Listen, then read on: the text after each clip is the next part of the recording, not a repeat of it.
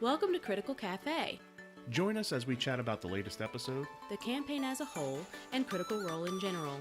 all while we partake in a delicious cup of coffee. So grab yourself a tasty beverage Settle into your favorite cozy spot. and get ready for a little geek philosophy. Welcome to Critical Cafe, everybody.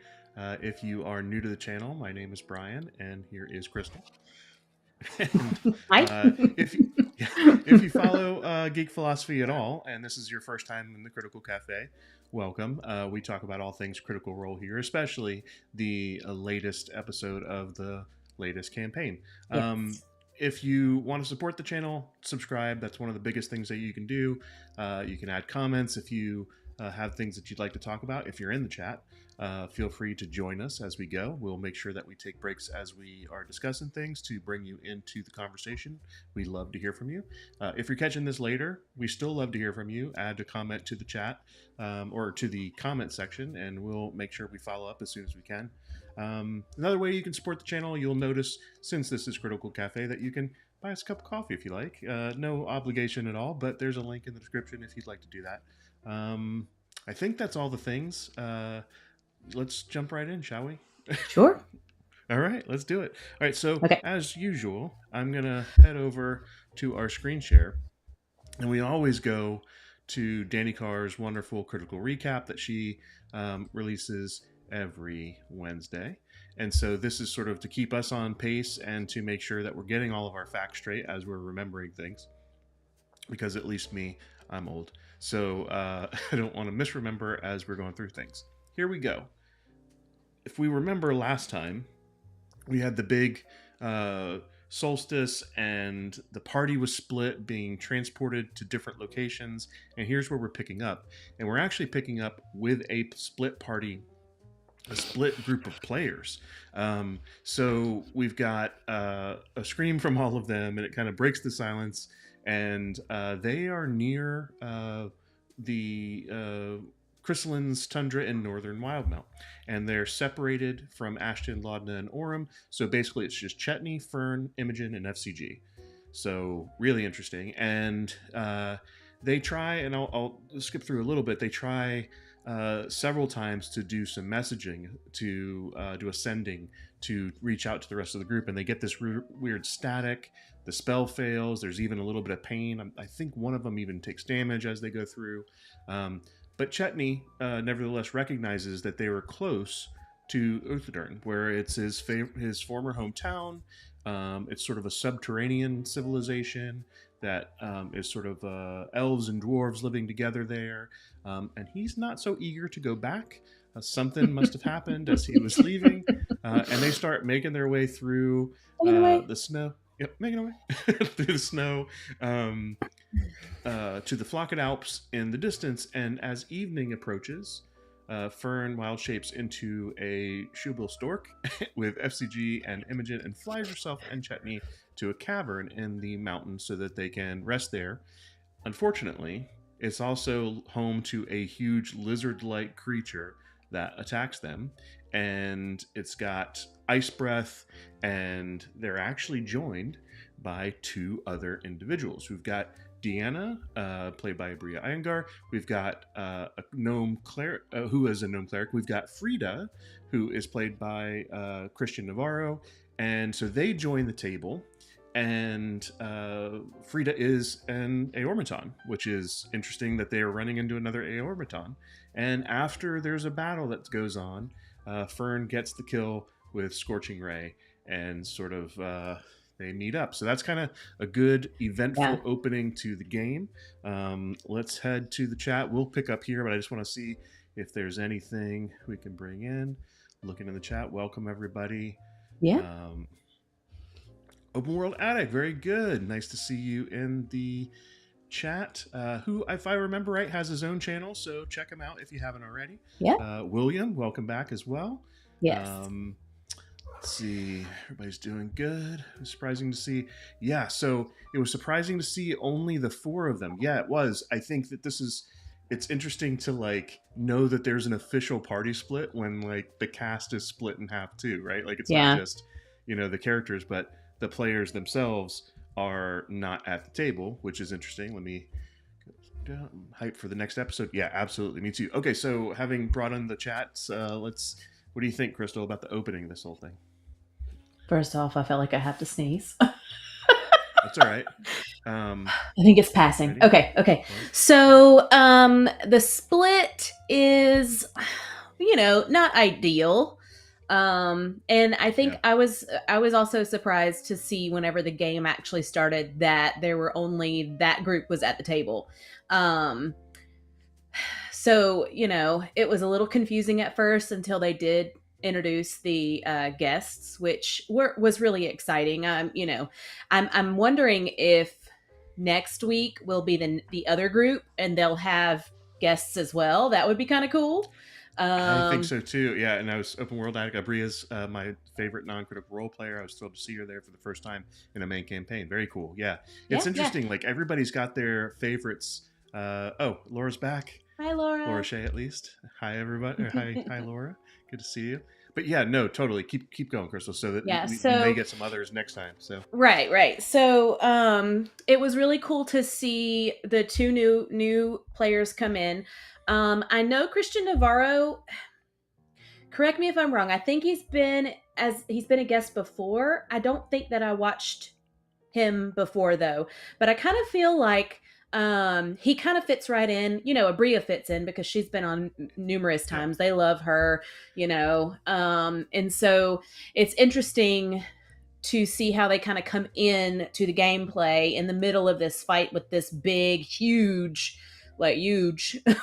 cave lizard thing. Yeah. And the group's getting their butts handed to them.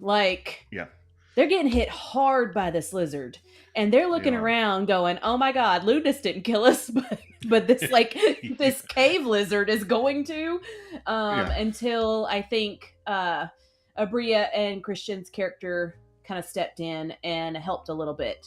And let me just say their characters are super cool. Abria is this little, I think kind of like knitting, granny-ish type gnome lady. And then Christian's character is an Aormaton who is described in this amazingly gorgeous rose gold and green and just beautiful in my mind. And they are, I think, a welcome addition to kind of, mash things up a little bit, especially with the group being kind of thrown as far away as they've been thrown, and they're so disoriented. So I think having the extra two is really going to help a lot as they kind of progress forward and we kind of figure out where they're going to go from here. So I agree. And to go back to the Christian Navarro thing, I don't remember Christian on Critical Role before. I know he's been on other shows like 13 Reasons Maybe Why, he's just a player then. I don't remember him playing in a different game, but I will say he does really well, and I did kind of look into him a little bit to see, and he's a big fan of D&D in general, so I think that's great. And also playing the character he's playing, I thought was really well done. Let me pull in to see. All right, so hello. I thought the static meant the other group was on another plane of existence, but based on everything else that happened, I think it's just because of the solstice action. Yeah, I think that you're probably right. I do think one of my theories that I had, and you might remember from last show, was that it may have been that they got a little bit of time travel. I think now that's confirmed that that's probably not the case, since that there's characters that they know that they saw and from the same period of time. Yeah. So it's probably not that, but it doesn't mean that the other group hasn't. So I'm still not ruling that out.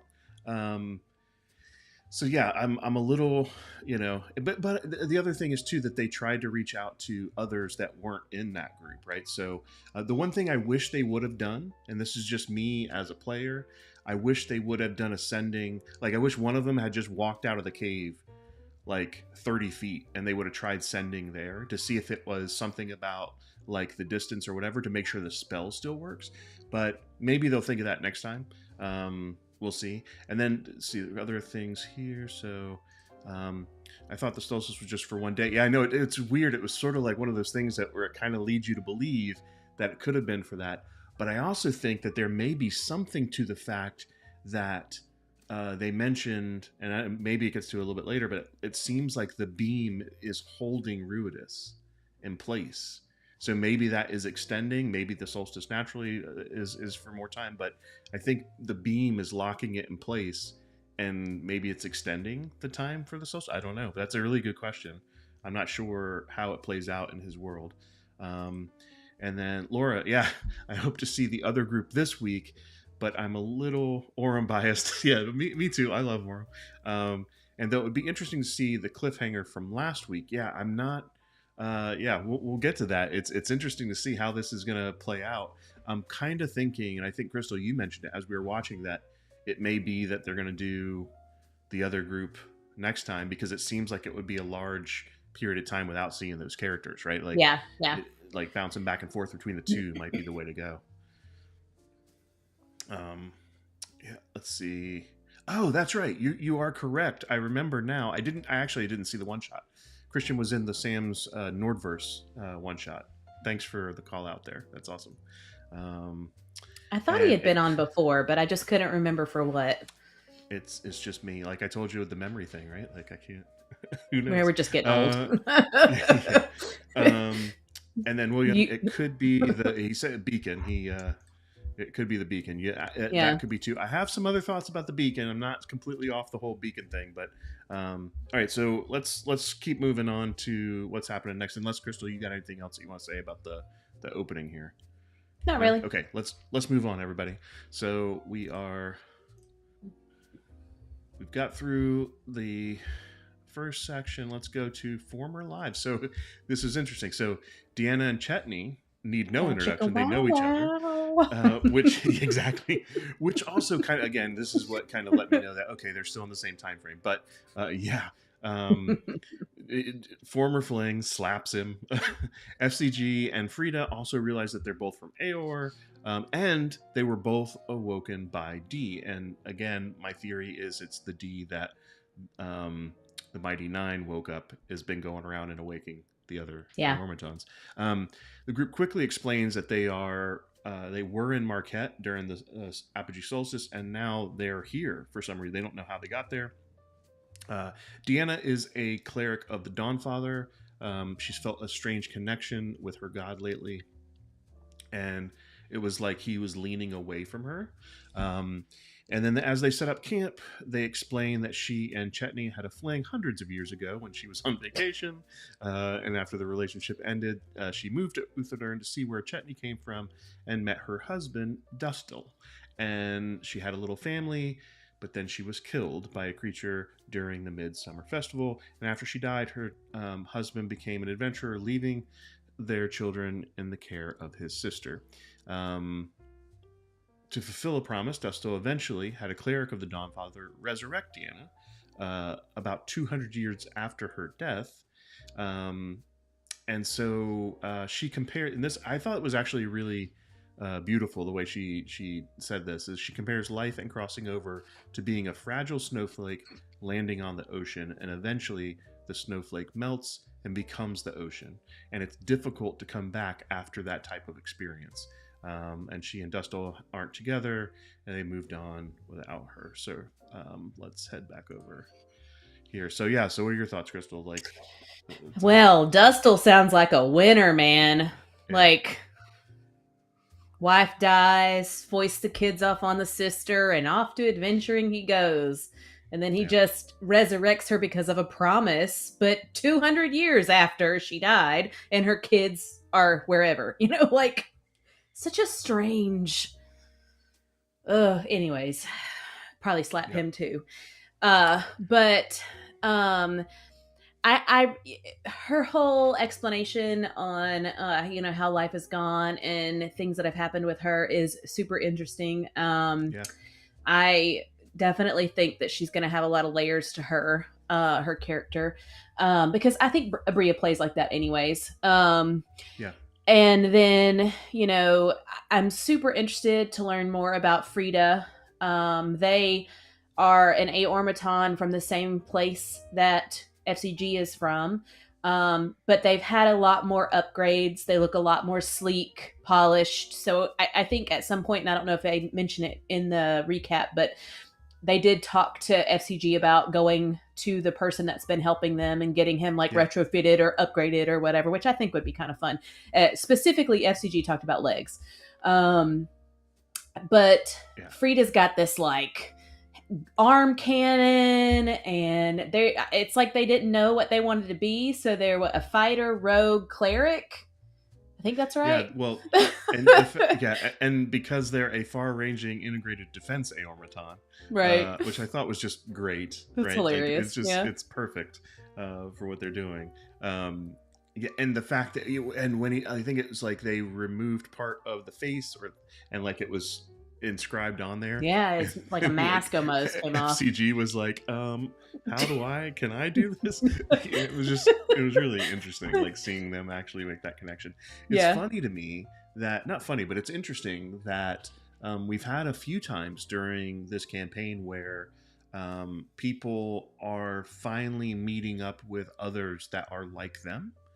Like this, a good example is with Chetney, right? When Chetney finally goes and he meets with all the other lycanthropes, that to kind of see you're not alone in this, right? And this is the first time really FCG has found someone closest to being like him, that is thinking, speaking, full-fledged Aormaton.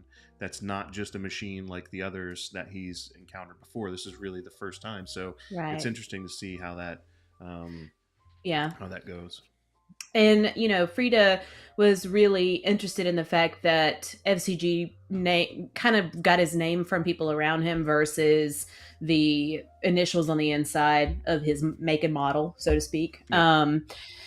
And I'm really hoping that this helps FCG latch on to something other than the Changebringer, another purpose, another meaning, because I feel like lately... I don't know. I feel like that's kind of getting played out a little bit.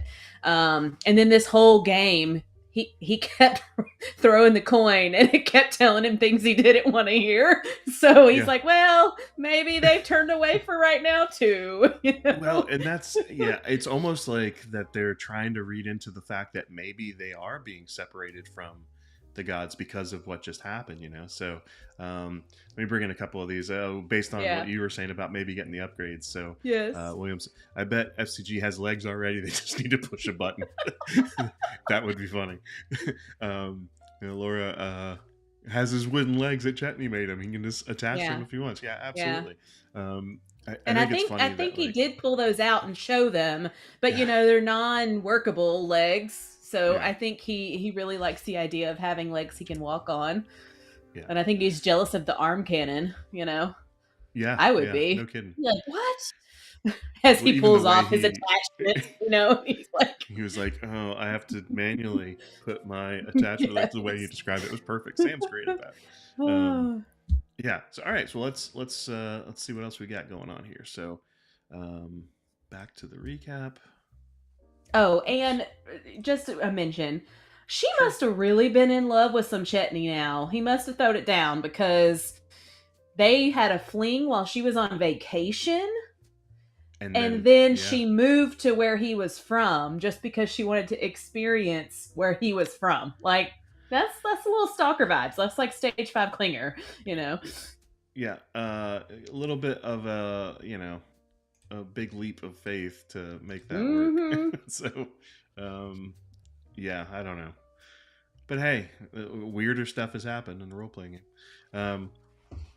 All right, so primary function. So Fern asks how Deanna and Frida met, and about 2 years ago, Frida woke up near Uthadurn and heard Deanna's laughter. They realized that one of their primary functions was to record. So Frida has these recordings of everybody's laughter, which is interesting. It comes up again later, and he or they now protect her, and Deanna also protects them in return. And it's one of those things where Frida was also gone a long time, and some were peaceful, and D brought them back. So interesting that was sort of the way it was framed there. He thinks it's selfish that the gods play with people's lives. Interesting how this is kind of creeping its way back in. And like I mentioned already, far-ranging integrated defense Aormaton. FCG tries to remove that faceplate, doesn't work, and Frida recommends that he meet Jacoby, and the Tinkerer there is the one that helped install all of Frida's stuff, like the blunderbuss in his arm and things like that. And it's also an Aor historian, so just in general knows about Aor. So yeah, and we've touched on that a little bit before, but let's back over the chat and see if we've got. So anything's coming to mind from that piece? I know we talked about some of that already. Yeah, well, so the interesting part is that Deanna is a cleric of the Dawn Father, but isn't necessarily, I think, happy that she's back. Yeah. And isn't necessarily, I think, what most people consider a cleric. She's very kind of like, you know. And then Frida, they think that all they serve as, and by they I mean like people, and I guess everybody there on the plane, to be batteries for the gods. And they think that the gods are just using everyone. So it's interesting that they're together, one being a cleric of a god who they don't necessarily believe super duper heavily in, I guess. And then one that's like probably would be on the side of Ludinus if him and Ludinus were together, or they and Ludinus were together. So yeah, maybe so. I think it's such a this is what I think is so interesting about just the way that Critical Role's games go in general, is there's a lot of introspective thinking, like the things that we think about and contemplate just as a human society outside of D&D, about the nature of spirituality, the nature of reality, all that kind of stuff.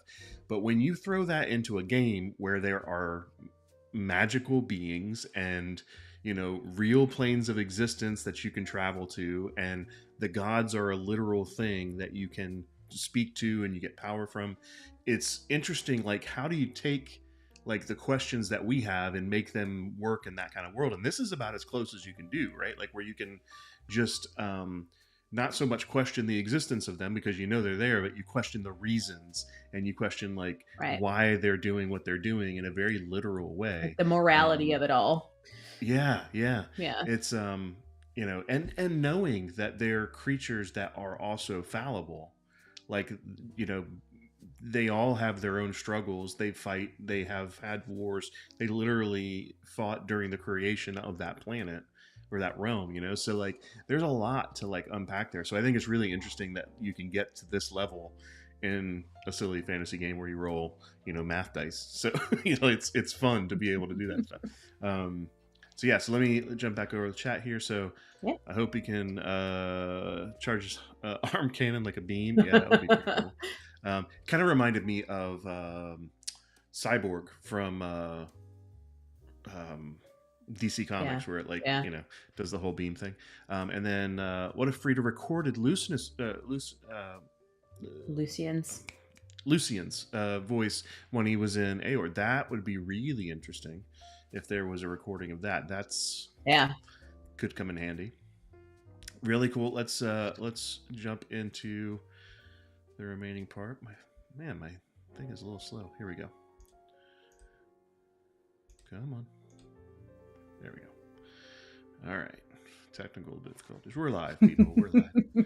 All right. So the batteries. What did we read about? Yeah, I was going to say batteries is probably where we're at, isn't it? I think we're even. Yes. Flings, maybe? Yeah. Let me make sure. No.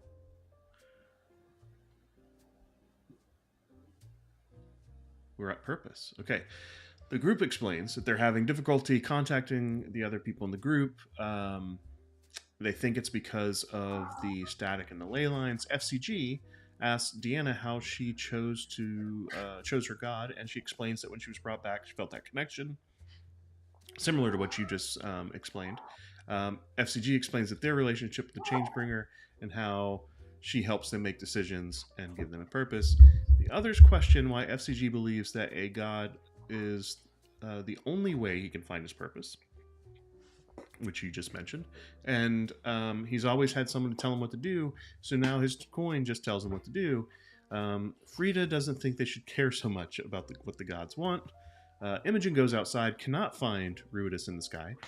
Frida plays back Imogen's laughter and comforts her about missing her friends, and Imogen goes to bed. She notices that lightning marks on her wrists now stretch all the way up to the middle of her arms, and her fingers are starting to turn red. So interesting that is changing too, like that the effects on her are starting to intensify after all this stuff. What do you make of that? Like, yeah. Well, I think, we're in the middle of the apogee solstice, and so magic, especially that type of magic, I think is going to be, I guess, any kind of magic, because apogee solstice isn't necessarily connected to Ruidus. They're just harnessing it to try to get behind their plans for Ruidus. But I think that some of the spells that she cast while fighting the lizard, I think it triggered her to grow more. And I think it's because she's used some of it during the apogee solstice, which is where like magic is at its peak across the land. So I'm wondering if that will be permanent or if it's just while she's using magic during the solstice. I think that the purple lightning looking trails he was talking about, they're going up her neck as well. I think that's probably definitely permanent, but it makes me wonder about her hands, the tips of her fingers turning red. I'm a little concerned though, like what happens when it covers her whole body? I mean, yeah, that's interesting. Well, Laura brings up a good point. Do we know if any of the other exaltants have I got cut off there, but I think it's Mark, right? Marks. I don't know that we have that. She said Liliana or Odahan. So we didn't see them, right? I mean, no one saw them. If they had them, if they had them, nobody rolled high enough for us to know. The most that we saw that everybody was sort of engaged in was when that red stuff started coming off of everybody. That even happened to Fern though, so like it wasn't. Yeah. But they didn't have anything clear like marks or scars or any other markings that were like that we saw. It may be unique to Imogen, or it may be that the others are covered up. They might have on gloves and long sleeves, and nobody got close enough to really do a perception check to see. I mean, Odahan has all of those shadows that kind of surround her whenever she's engaging in her magic, but I don't know. That's interesting. I'm not sure. There's other. So I've heard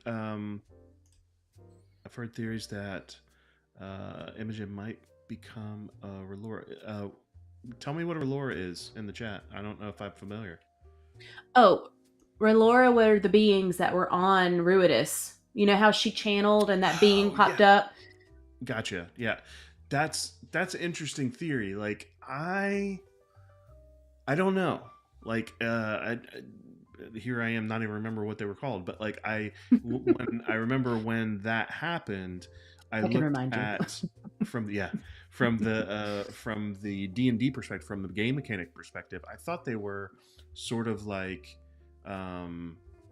a celestial being that he reskinned as R'hllora. I don't know if it's something that you can. I guess you can do anything in D&D, but like I don't know if it's something that she would transform into. I think they're like it's sort of like the equivalent of like angelic being or a demon or something, like something of that level. Like they're a creature born that way. But maybe they could do that. I don't know. I mean, wilder things have happened. So I'm interested to see how that plays out too.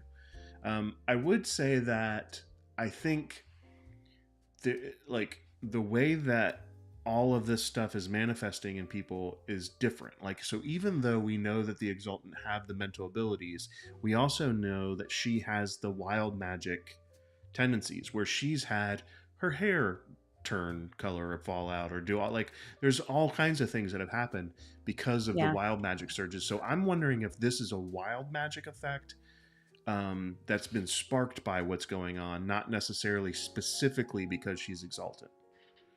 You know what I mean? Like, she became what she is, and part of that is because in a similar way that, like, there's a lot of different effects to Dunamancy, and you've got Ashton that has some shoved in his head, and he has a whole lot of effects that happen to him that's unique to him. And it's not that all people that use Dunamancy have that happen, you know? So right. Yeah.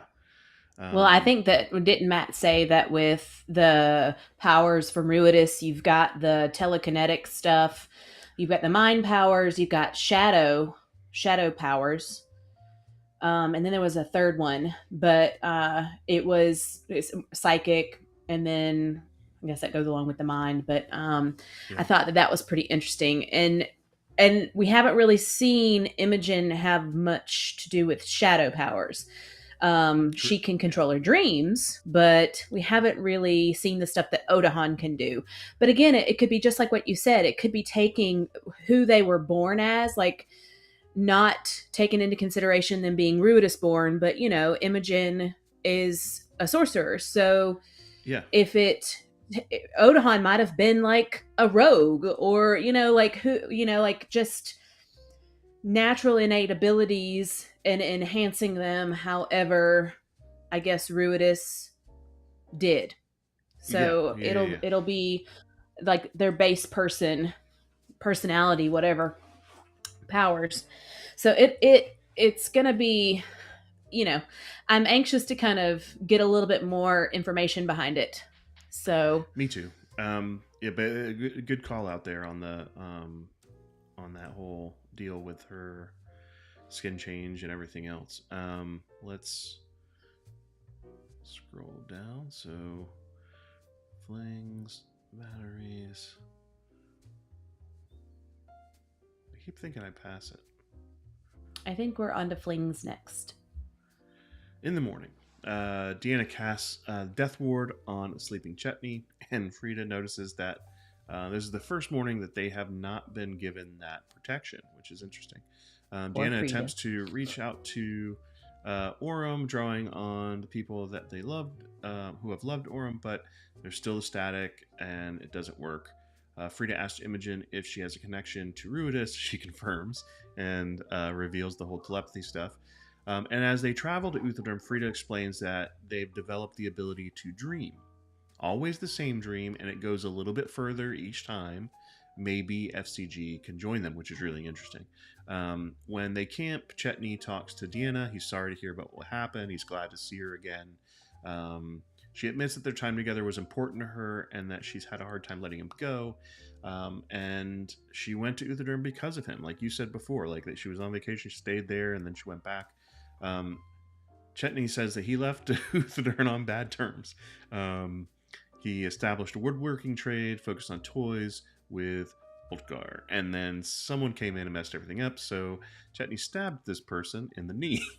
And when the Glassbanes chase Chetney out, he hid in Savalier Wood, and then he tries to tell Deanna about his werewolf change, but she just hugs him, and he tells him that, you know, he's the first thing from her past that didn't hurt her to see again. So yeah, interesting stuff there. Let me pop back over the chat. Let's see. This is jumping ahead, but that's okay. But in the dream later at the excavation site with the beam, she sees red beings that don't seem human anymore in regards to the. That's a really good point. It could be that that's the way it's going. I'm really interested to see how that works. Yeah. Okay. So Crystal, what do you think about like the connections that just kind of popped up there? So I feel bad for Frida, you know, because all of a sudden Chetney shows up and, him and Deanna have had this relationship since they've known each other. And then 1 second of this other old dude being there. And, it's like a whole different thing. Part of me, this is just me throwing something out there, and it's totally probably not true, but part of me wonders if Deanna had Chetney's kid. Like, if you had a fling with someone, even if you really, really liked them, but you had a fling on a vacation, like, why would you move where they were from? Why would you, and then the dad gives up the kids to his sister or whatever. I don't know. I'm wondering if, like, a kid's going to pop up, That's a really interesting point. Maybe that's why the dad decided to give them up, because they weren't his kids, so to speak. One of them, maybe. I don't know. Who knows? Or maybe she had twins. Who knows? It just makes me wonder if there's something else that's like tying them closer together, like something else that she knows that keeps her going back to him, because it's been hundreds of years and she's still holding it, like she's still carrying a flame, so a kid will kind of do that, I think, especially if you didn't part ways in a bad way. It was just time was done, I don't know. It'll be fun to hopefully find out more about that.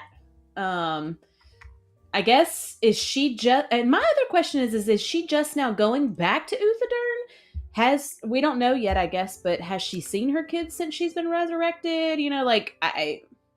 If they're there, like, I don't know that the kids are in Uthadorn, but maybe. Yeah, I mean, yeah. Was she a gnome? Frida's been there. Yes. So she's a gnome and he's a gnome. Okay. Frida has been there because that's where the person has been working on them. How long do gnomes live? Depends on his world, but hundreds of years. So I know Chetney has lived longer, but I thought maybe it was due to his lycanthropy. So it's totally possible that the kids are still alive then. Oh yeah. Right?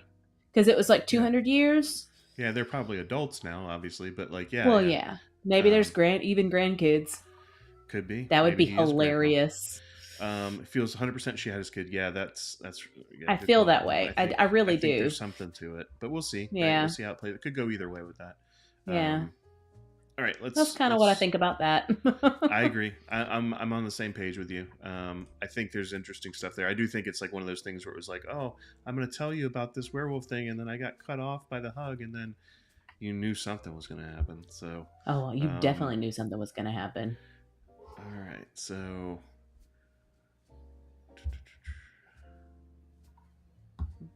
Okay, batteries. So. As they begin to flirt, Chetney suddenly realizes that Katha is full. He can feel that the change is coming over. He runs into the woods. Frida figures out that Chetney is a werewolf based on the context, and that shocks Deanna. And they're kind of like, "Hey, are they safe? What's good?" Frida can't leave SCG now because they're like the closest thing to family that Frida could encounter. And Fern and Imogen explain that Chetney should be okay. It'll be fine. It'll pass. Yeah, not the most convincing way of telling anybody.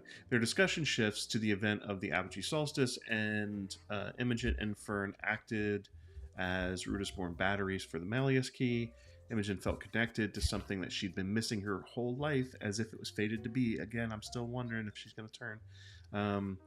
Imogen questions abandoning the gods, asking what happens when they die if the matron and ravens is gone.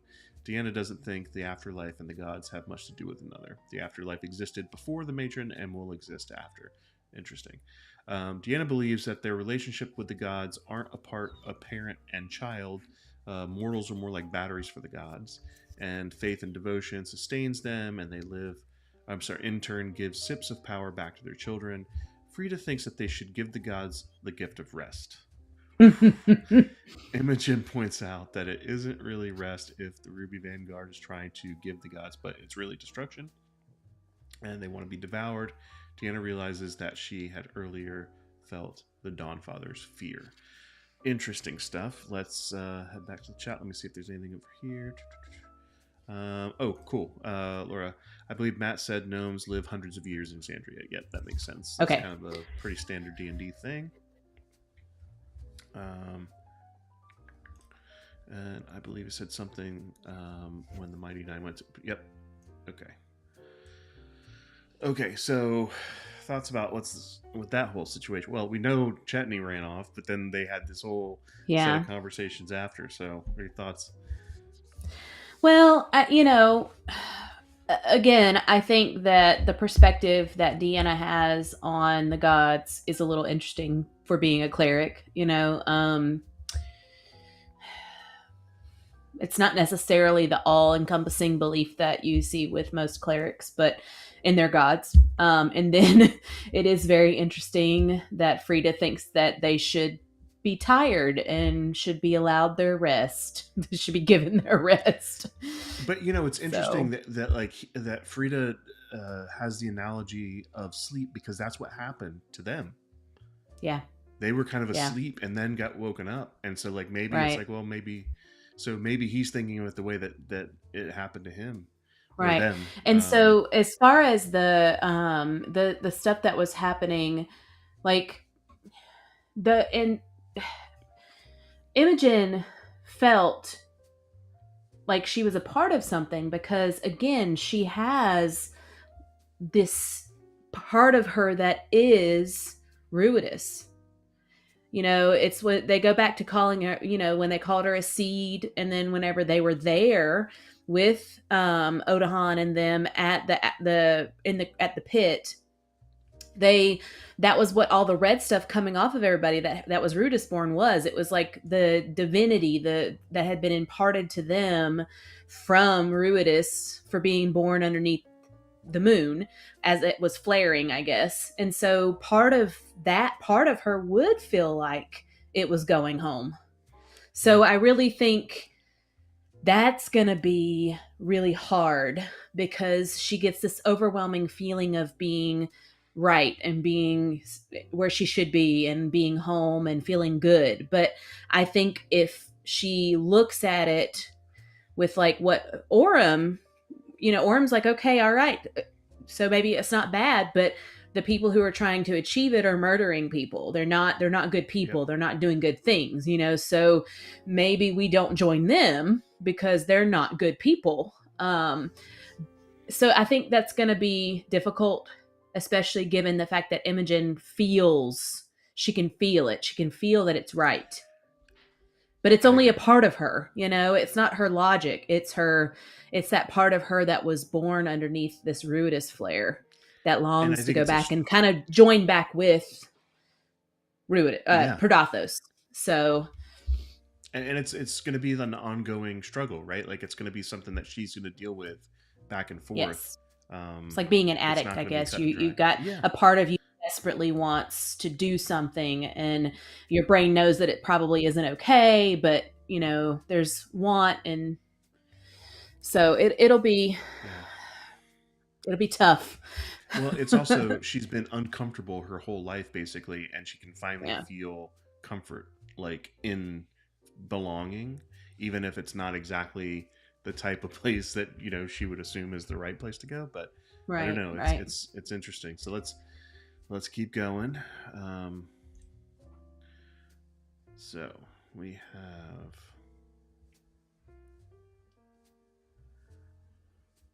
batteries. Okay.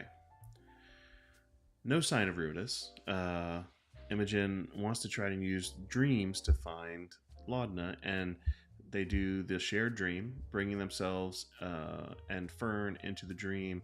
Imogen looks for Laudna. However, Imogen's consciousness is immediately yanked into a flood of ley lines and magic, all being pulled to a singular point, the red beam that's still holding Ruidus in the place above Marquette. And she fights against the pull of the stream, which pulls down and redirects upward, like it's sort of like this ongoing bridge back and forth. And she can see the broken golden thread where the beam strikes Ruidus, as well as the red storm on the ground with dozens of people that seem to be the Reloras, which this is what Laura was saying. So the alien beings with the red skin who have communicated with the Exaltants before. And as she's pulled into the nexus of energy, Fern accidentally wakes up. And Imogen and FCG are pulled further in, and Imogen finds herself wanting to embrace it and let go. Fern screams at Imogen, slaps her, and forces her and FCG to wake up. And FCG could feel how happy Imogen was and wonders if they should have just let Imogen go. And Fern is like, no, that's not happening.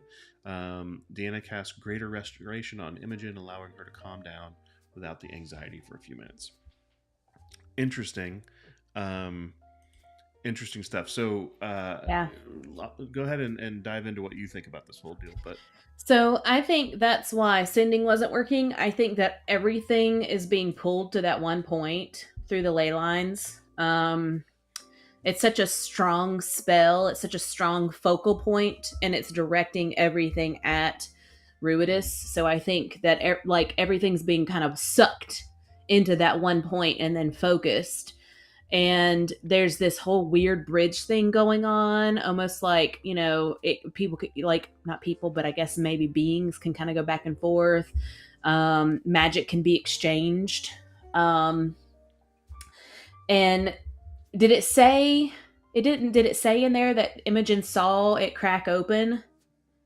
Remember, it didn't say that, but didn't she saw it kind of crack open, like the netting kind of open up a little bit. They did mention during the game that, like, Matt said that the sort of the net around Ruidus seems to be different, like it's stretched or pulled. So, which is that'll be the same weave that is keeping the gods separate, right? So it's almost like they used that to have a barrier around it, the same barrier that they have to keep the separation of the gods from the regular planes. So, yeah. So something else popped into my brain while I was reading through that I didn't think about before, that has nothing to do with Ruidus. Let me jump over here. So what I was saying is the people on the ground, saying if all the people on the ground turned to those creatures, maybe Imogen is being turned as well. Okay, so I get what you're saying. Like if the people there are being turned, maybe she's slowly transforming into one of those. It could completely be right. I don't know. It's a great question. I guess we'll find out as we go. I just had the feeling that they were kind of bringing down people that lived on the moon, and that the other people may have been going up, and they were sort of transferring back and forth. But you could totally be right. Maybe they are being transformed. Or maybe it was the red that was being pulled out of them. Yep. The divine gate surrounds Ruidus and is starting to crack. Yeah, absolutely. And so I think, something that popped in my brain when Deanna does the Greater Restoration to kind of ease that, it just made me think, if she can cast Greater Restoration, what if she does that to... What happens if she casts that on Chetney? Like, will it remove... I'll have to go back and... I know Remove Curse does it, but will Greater Restoration do it? Will it stop him from being a werewolf, and will he want it? Like, I don't know. I think he likes to have that happen. I think he likes being a werewolf. I think he doesn't like the fact that he feels like he can't control it, but I think he likes being a werewolf. So I don't think if she was asking for consent, I don't think he would consent for it to happen. Yeah, but given where we're going, we'll see how this turns out in the next section. So, all right. So we moving right along. Got Nexus. The hunt. Meanwhile, Frida went to go look for Chetney, who is in wolf form, and following his nose, and he's hunting, and he's just taking down game as he's going, right? Like Matt is doing a great job of just explaining that he's finding rabbits, he's finding all kinds of stuff, and then Frida knows that Chetney is important to Deanna, so they use their recordings of both Fern and Deanna to draw Chetney, asking them to come back to his friends, and he kind of senses that there's a lack of blood, and he tries to resist it, but he fails, and they start fighting. And everybody else hears the gunshot from the blunderbuss arm, and then Frida plays Deanna's laugh, which shakes Chetney up a little bit. He gains a little bit of control, but he really kind of did a number on Frida that whole time. Like he had him down. Plus, man, the poor guy was rolling so bad during that whole battle. I felt so bad. Yeah. That was painful to watch that part. And then Chetney realizes that he lost control, hurt somebody that he shouldn't, and he takes off in the woods. And he's filled with shame, and he's struggling. Deanna's angry that Chetney attacked Frida. Frida's happy that he's confirmed that Chetney is in there and he has a level of control. And that's sort of end of episode. I for lack of, just out of curiosity, I want to go through some things because we were talking about some of these things. Welcome to the new players. So great. So is Frida a werewolf now? Is it a werebot? Is it a robo-wolf? A far-ranging integrated defense werewolf? Yes.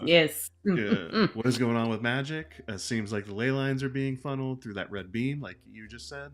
Yep. Communication is getting lost in the stream. What else is getting all messed up? What are they going to find when they reach Uthadern? What's happening in Exandria as a whole? So lots of questions there. So how did you feel like this went toward the end? Well, first and foremost, I was frustrated that Frida went after Chetney. Like, yeah. He's a freaking werewolf, Frida. You might be an Aormaton and made of metal or whatever divine pieces, but you can still get killed. and he's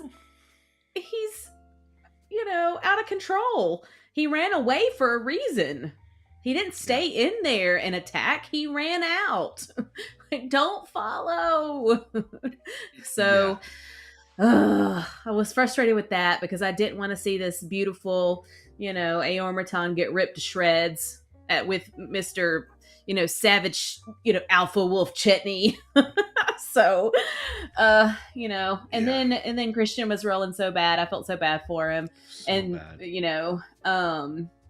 Travis was rolling great because, it's just the nature of that type of beast. But it was painful for a little bit to watch. I have to admit, I was kind of excited during that whole, because I was like, not that I ever want any of the players to lose their characters or anything, but I'm like, how, even for the story's sake, I obviously don't want Frida to go away. That's not what I'm saying. But for the story's sake, if it would have worked out just by the roll of the dice and the game mechanics and what was going on, that Chetney meets back up with Deanna, she's got this friend, it's FCG's counterpart to finding someone just like him, and then Chetney freaks out, wolfs out, and kills Frida. That would have been the weirdest twist of and it would have been pulling the heartstrings, but it would have made for a really good story. I'm not saying it should have happened, I'm just saying it would have been a really interesting turn of events, and they would have done a great job to roll with it. This is the group that would have handled it well. You know what I mean? Well, I think Abria was sitting there going, "You're gonna kill him? You're gonna kill a guest on their first night here?" She's been in so many shows. She's got to be like, man, this is new. She's done a great job. Okay, so let me check the chat here. So, things are getting crazy. Yes, they are. I have to bring up my continuing tinfoil hat conspiracy around lewdness, and I started thinking about okay, if it wasn't time travel, there's still this thing that lewdness has been around far longer than any elf lives on Matt's world. In Exandria, yes, elves are long-lived, but not thousands of years. So I started thinking about it. And it made me think about Mighty Nine season, campaign 2, when they first found the beacons. And this is not related so much to the time travel thing, although it does in a minute. But one of the biggest things that they found was that with the Luxon, the whole thing around that is there are some people who are, I think it was called consecrated. Yes. And that meant that if you are lucky enough to be that if you die and you're within a certain area of your beacon or the beacon, that your soul goes into the new body, right? So what if he figured out a way to prolong his life by just, he's been alive technically for that many years because his soul keeps getting reborn over and over and Right. over and over. Yeah. And that's why he might look young and he can do all those things, because it's really his body is just new. Because if elves are long lived anyway, you only have to do that a few times to get to your 2,000 years or whatever. You know, like if for however long, Romeo mustache. Yeah. But does that make sense at all? Like, and then the other part of that is the one that they studied in Aor, like the original like beacon, right? Was said to do, you could bend time and move along your life and even beyond it. So I really think that there's something to this whole deal. I don't know why I'm hung up on it, but it just makes me like the time thing. The beacon also does the time stop, slows down or speeds it, which is exactly what happened at the end of the solstice with them. Like the whole room, like cavern of people, you know. What if, to add to your tinfoil hat theory, what if Lucian / Molly / whatever his new name is, what if he was a test subject? You know, what if he was someone who they were trying to figure out the properties of the Luxons and how dunamancy worked, and that's how his soul became so many souls reincarnated into the same body. Maybe they turned him into kind of a Luxon or something, you know, like it's just a weird, or a part of that same like same type of club, right? Like where they started back in the time of Aor. Like if Ludinus was really from that time, he and all like Lucian and all the other, maybe they started testing that magic out and it was a splinter faction. Like maybe some of them went the route of what Lucian did and with the Nonagon stuff, and maybe, you know, there's this whole other route that happened, because what we did see in Exandria Unlimited with Calamity is that all of these cities like Aor and all these, like they had their own things going on. Like they had their own, they were at the height of power and you had floating cities that did all this crazy stuff.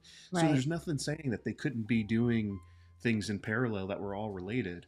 And just because Aor was the one that was talked about as having, you know, the Luxon or was one of the early artifacts, because they discovered the artifact. They didn't, I think they found it. They either found it or discovered it, but I don't know if they said discovered meaning they created it or it was something that they found. So we're talking about something that's really ancient, right? So there's something to it, and maybe it's a piece of, you know, the fate, the what happened before with the two gods that were devoured by the God Eater. Well, you know? we do know, based on what Matt has told us, that the pieces of the gods, after they've fallen and they've kind of disintegrated, have turned into, you know, various sundry things in the world. You've got your the green, what am I thinking of? The stuff that takes the place that they mine at Whitestone. Residuum. Residuum is a residual mineral that's left over from a decomposed god. And then you've got the stuff that they're using now to power the ships and stuff. I think they said that's the same thing. It's just from a different area. And then there's one whole area that is like corrupted because of the type of god that passed there. So, and is like decomposed there. So it does make you wonder if the Luxon stuff is like pieces of divinity that came off of the Fate Weaver or the Fate, whichever that god is, you know, whenever it died and fell. I think you're right. I think there's something to that. Like or they used it to create those or something. It's so interesting. I don't know. There's really so much to pull together. There is, but all their but string again, theories. I'm so, but it's also just the gaming DM in me that likes to write campaigns, that likes to do stuff, and it's I really just get inspired that and I try to do this too with we had a follow up to the Relics of the Ancients campaign just recently at the house, and I try to make sure that I can pull threads from previous campaigns and use things and make it feel as if the world is alive, and just Matt does such a good job of that.